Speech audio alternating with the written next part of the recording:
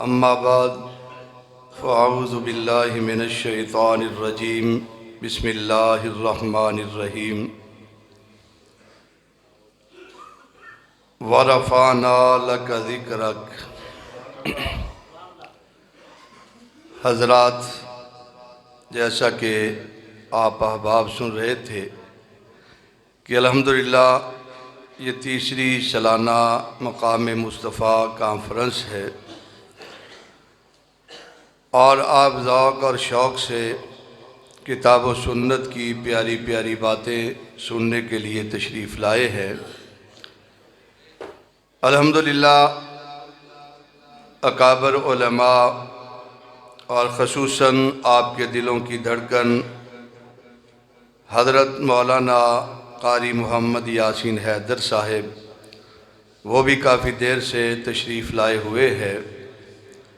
محترم بھائی سمیع اللہ صاحب، جنہوں نے الحمدللہ اہل حدیث یوتھ فورس کی ذمہ داری سنبھال کر ذمہ داری ادا کرنے کا حق ادا کیا، وہ آپ کو بتا رہے تھے کہ پروگرام تو 9 بجے کا شروع تھا، لیکن آپ احباب لیٹ تشریف لائے۔ میری عادت تو یہ ہے کہ پہلے ہی آپ کی مصروفیت تھی، اور شام کو بھی ظاہر بات ہے آپ کے کام کاج کا وقت پھر ہونے والا ہے، تو مناسب نہیں ہے کہ میں کوئی لمبی چوڑی گفتگو کروں، اور بلکہ میں نے خود ایک تو اپنی صحت اور طبیعت کی وجہ سے، کیونکہ اکثر سفر جاری رہتے ہیں، رات بھی چوک اعظم ضلع لیہ وہاں پہ کانفرنس تھی، صبح 3:30 بجے پہنچا ہوں، اور پھر وہی 6 بجے جاگے اور اس کے بعد نہیں سوئے اور پھر سفر کیا۔ تو اسی طرح الحمدللہ یہ جماعت کی الحمدللہ ثم الحمدللہ یہ جماعت کا ایک ترہ امتیاز ہے کہ مرکزی جمعیت اہل حدیث اور اہل حدیث یوتھ فورس پورے پاکستان میں دعوت و تبلیغ میں الحمدللہ جو مقام رکھتی ہے، کوئی اور تنظیم، کوئی اور نظم اور کوئی جماعت نہیں ہے۔ اور الحمدللہ آپ نے یہاں پہ اپنے اسلاف سے یہ باتیں سنی ہیں۔ میری مراد ہماری جماعت کے علمی سرمایہ محدث جلال پوری محدث مولانا سلطان محمود جلال پوری رحمۃ اللہ علیہ کی مسند کے امین محترم مولانا محمد رفیق قصری صاحب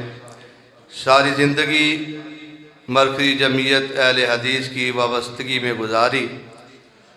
ظاہر بات ہے یہ ان جیسے ہزاروں اسلاف کی جماعت ہے، اور یہ آپ کی جماعت ہے، اس میں کوئی شک نہیں۔ اس جماعت پہ بڑے بڑے مشکل مرحلے حالات بھی آئے ہیں، لیکن اس جماعت کی بنیاد جو اسلاف نے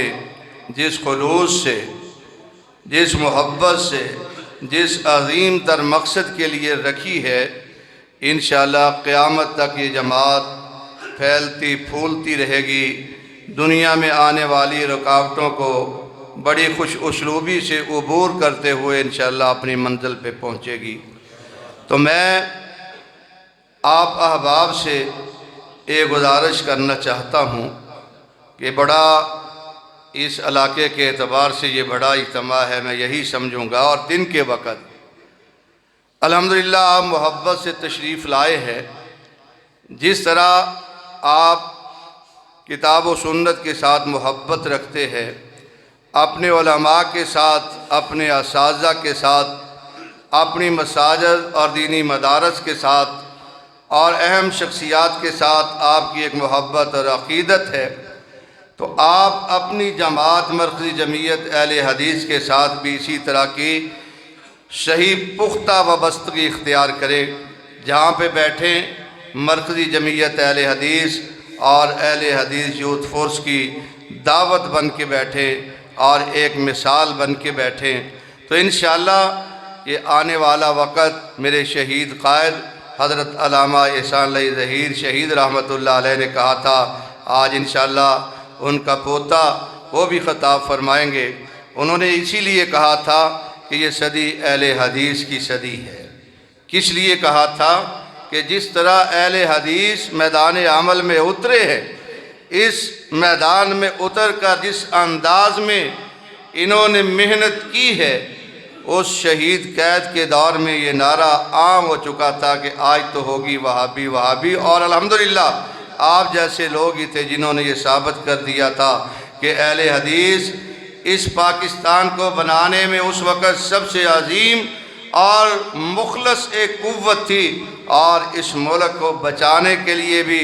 اور اس ملک میں نفاذ اسلام کے لیے بھی یہ سب سے بڑی قوت اور طاقت ہے۔ تو میں یہی آپ سے توقع رکھتا ہوں۔ اہل حدیث یوتھ فورس ہے، الحمدللہ فعال ہے، اور مرکزی جمعیت اہل حدیث کے بزرگ، کئی میرے بزرگ یہاں پہ احباب موجود ہیں، جس طرح محترم سیٹھ اسماعیل صاحب، یہ بھی مرکزی جمعیت اہل حدیث کے ضلع کے مرکزی شورا کے رکن بھی ہیں اور جماعت کے عاملہ کے رکن بھی اہم شخصیات ہیں۔ میں آپ کو یہ دعوت دینا چاہتا ہوں، خدا را جس طرح آپ اپنے کام کاج کے لیے، اپنے معاملات کے لیے وقت نکالتے ہیں، یہ جماعت بھی ہم سے تقاضا کرتی ہے۔ میں بھی شاید نہ آتا، میں کس لیے آیا ہوں؟ طبیعت کی ناسازی کی وجہ سے بھی صرف اسی لیے آیا تھا کہ ان نوجوانوں نے یاد کیا ہے، وہاں پہ بزرگ ہوں گے، بچے ہوں گے، نوجوان ہوں گے، اگر میں نہیں جاتا تو یہی کہیں گے کہ یہ پتہ نہیں کیوں نہیں آئے، اور میرے جانے سے اگرچہ طبیعت خراب ہے، یہ ہوتی رہتی ہے، لیکن مجھے یہ امید تھی کہ جو میں گزارش کر کے آؤں گا انشاءاللہ میرے یہ احباب یاد رکھیں گے۔ میری گزارش یہی ہے، چھوٹے موٹے معاملات ہو جاتے ہیں، ہر جگہ پہ ہے، ساتھی آپس میں تھوڑی ناراضگیاں ہو جاتی ہیں، کوئی تھوڑے، یہ میری یہی تقریر کو آپ تقریر بھی سمجھ لینا، درس بھی، وعظ و نصیحت بھی، اور جو انہوں نے کہا مارتی صدارتی کلمات، اگر آپ میری اس بات کو توجہ سے سن لیں گے کہ میرے بھائیوں، میرے بزرگوں، میرے دوستوں، بھائی ایک گھر میں رہتے ہوئے بھائی بھی آپس میں اختلاف کر بیٹھتے ہیں، تو سنجیدہ لوگوں کا کام کیا ہوتا ہے؟ اپنے بھائیوں کو اکٹھے بٹھانا،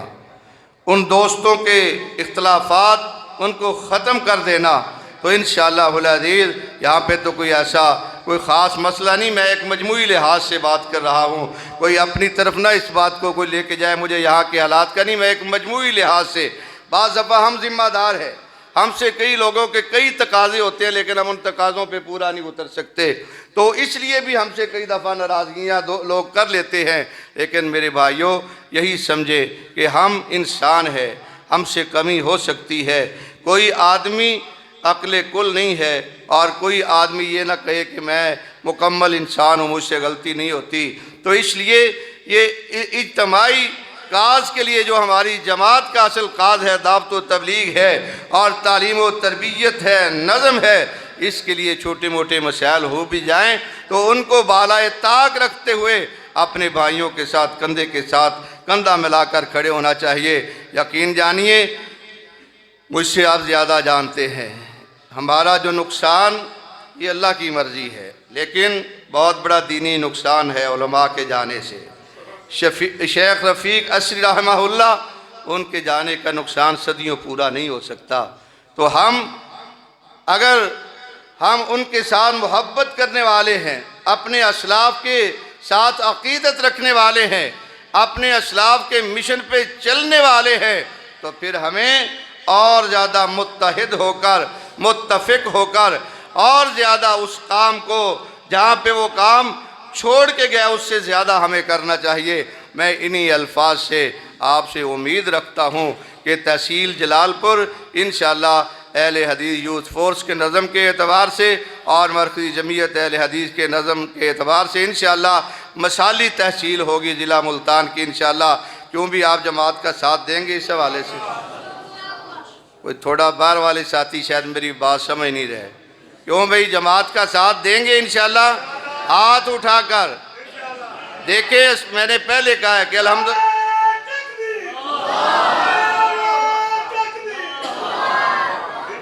ماشاءاللہ دیکھیں مرکزی جمعیت اہل حدیث نے الحمدللہ، ہمارے اکابر نے جو شروع سے کہا آج تک الحمدللہ اسی انداز میں چلتے آ رہے ہیں، کبھی بھیس نہیں بدلے، کبھی راستے نہیں بدلے، ایک ہی راستہ لے کے نکلے ہیں اور اسی راستے پہ الحمدللہ چل رہے ہیں۔ آپ لوگوں کو مشکلات میں نہیں ڈالا، آپ لوگوں کا بھی ہر لحاظ سے تحفظ رکھا ہے، اور آج یہی وجہ ہے کہ قائد اہل حدیث حضرت علامہ پروفیسر ساجد میر کی ان پالیسیوں کی وجہ سے الحمدللہ جماعت کا سر فخر سے بلند ہے۔ میں انشاءاللہ العزیز آپ کے اس عظیم اجتماع کی وساطت سے، جو آج میرے بھائی سمیع اللہ صاحب جو کہ اس وقت جنرل سیکرٹری ہیں اہل حدیث یوتھ فور ضلع ملتان کے، اور ان کے دیگر رفقا احباب، ان کی یہ محنت کو سلام کرتے ہوئے آج کے اس اجتماع کی وساطت سے ایک اپنی حکومت سے، حکمرانوں سے مطالبہ کرنا چاہتا ہوں۔ یہ قرارداد ہے، سمجھ لیں کہ ہمارا یہ ملک پاکستان اسلام کے لیے بنا ہے، اور ہم اس وقت تک چین سے نہیں بیٹھیں گے جب تک اس ملک کو اسلام کا گہوارہ نہیں بناتے۔ آئے دن نئی نئی تحریکیں، کبھی کوئی ڈے کبھی کوئی ڈے، انشاءاللہ اسلام ہم وقت کے لیے ہے، اور یہ ملک بنا ہی اسلام کے لیے ہے۔ انشاءاللہ اسلام کی سربلندی کے لیے اہل حدیث یوتھ فورس اور مرکزی جمعیت اہل حدیث اپنی جانیں دینے کے لیے تیار ہے۔ وما علینا الا البلاغ۔